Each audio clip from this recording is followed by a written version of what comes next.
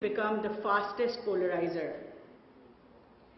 So what does the leadership in today's world then entail?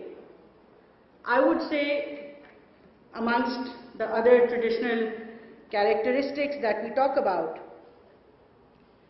adoption, the power to adopt and adopt technology and adapt to the changes, is one critical facet of the leadership today.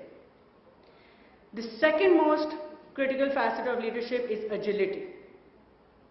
How agile are we? And the third most critical aspect of leadership that we see today is collaboration. How well can we collaborate? How well can we work together, gel as teams? Because like I said, technology is cross-cutting.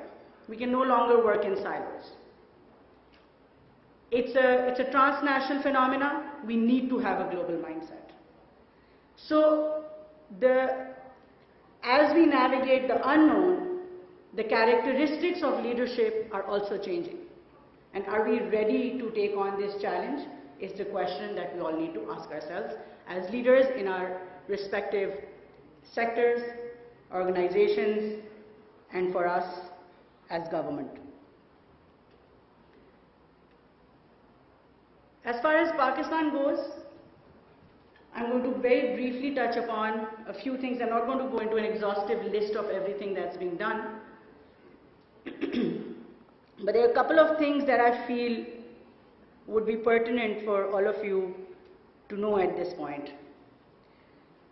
When we talk about adaptation and agility and our readiness to embrace change, I'm very proud that one of the first directives that I got after becoming a Minister for IT and Telecom from the Honorable Prime Minister was actually to come up with a digital transformation plan. And one of the groundbreaking legislations that will probably go in the history for the country was done after extensive work, back and forth, consultations, was the Digital Nation Pakistan Act 2025 that was passed this year. Digital Nation Pakistan Act actually enables Pakistan and provides that requisite policy foundation to transform Pakistan digitally in three verticals: digital economy, digital society, and digital governance.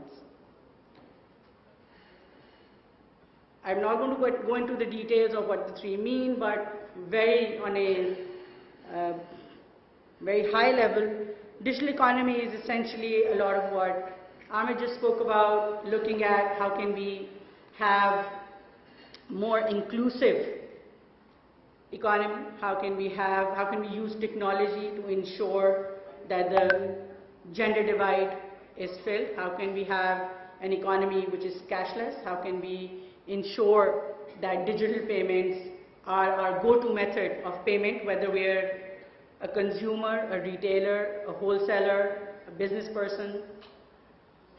How do we, and what are those key enablers that are required to do so? So connectivity, obviously lies at the bottom of any digital or transformation that we talk about. B is having an enablement device, which is a smartphone, a laptop, a tablet.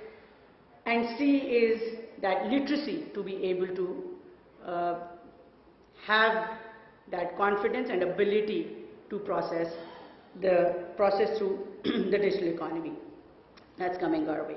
When we talk about the digital society is, in a very nutshell, what we're looking at is our ability to provide and ensure, and I don't want to go into too much detail, but the crux of the Digital Nation Pakistan Act is essentially for all of you to have a digital identity.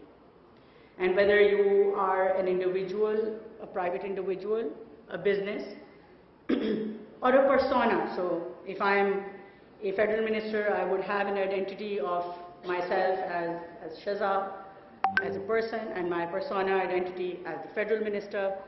And if I own a business, maybe a business identity, right? So how do we create those digital identities? Once those digital